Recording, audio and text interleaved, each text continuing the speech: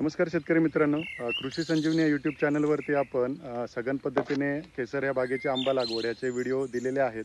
2020मध्ये आपण 12x4 फुटावरती सघन पद्धतीने केसर या जातीची आंबा लागवड आपण इथे केलेली होती आणि आता हे आपलं 5वं वर्ष आहे, म्हणजे एक सरासरी 3रं वर्ष आहे की आपण यापासून फळधारणा घेतोय.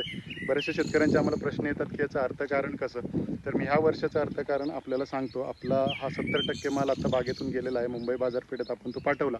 सरासरी आपल्याला एकरी 6 ते 7 टनापर्यंत या बागेतून यावर्षी उत्पन्न अपेक्षित आहे. म्हणजे अगदी काही नाही म्हटलं तरी 6 ते 7 लाख रुपये एकरी एवढं उत्पन्न या बागेतून निघेल.